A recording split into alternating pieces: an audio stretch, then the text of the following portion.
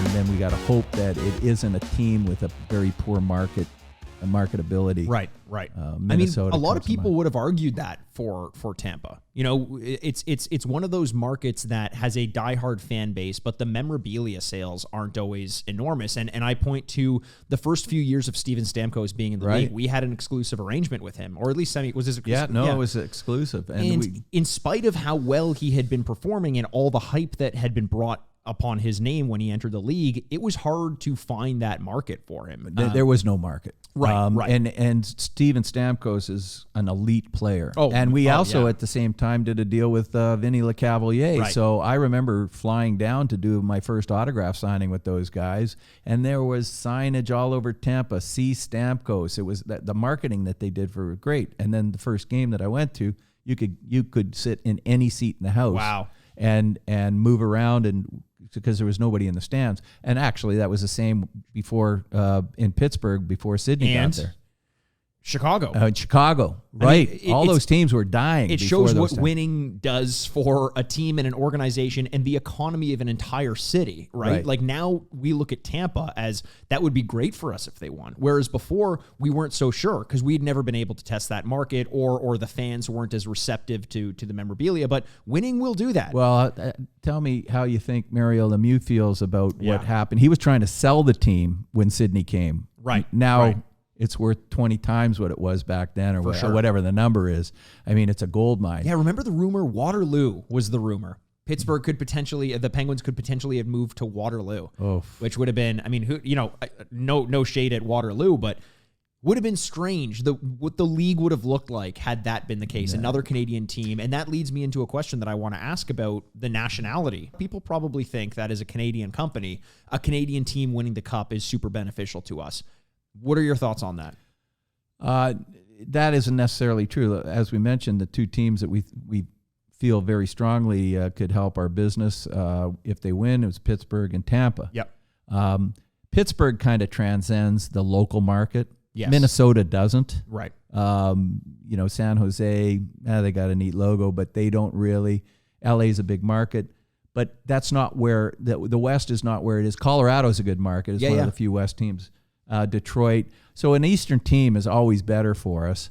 We have relationships with it, but we don't do a lot in New York, although I'm talking to the Rangers right now about some things and the New York Islanders. So as we build relationships with the various teams, then we start rooting for them more. But when you're limited, when the scale goes so far one way, when you have certain teams winning, for sure, it makes it really tough to watch a hockey game. I mean, it's funny too, because you would almost think like what the listener might hear when you say that is, well, I honestly any team could win and I could make something out of it. They're like, oh, so you don't even cheer for a team, but that's not it at all. Because like you said, the scales are so much more in favor of the teams that we already have these relationships with that it could mean so much more. Are you even able, and I think I've kind of asked this before, but worded it slightly differently or in a different context. Are you able, or do you find yourself morally being pulled in the direction of like, I should be cheering for this team, but this team is better for us? Like, is there a duality in when you watch games based on your personal preference and the business preference, or is that all just muddled now? I have to admit that as a diehard Leaf fan all my life, and with some of the great players like Carey Price, I think he's the best goalie in the league.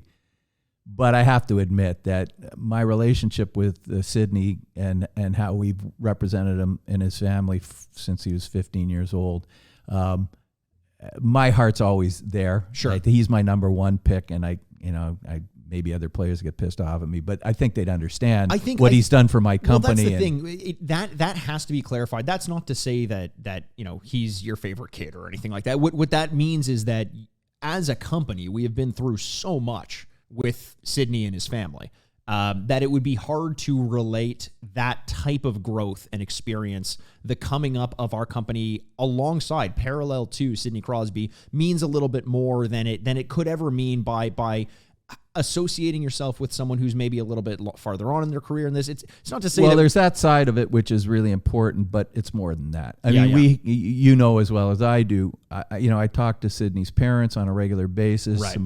My wife Lori is very close with the family.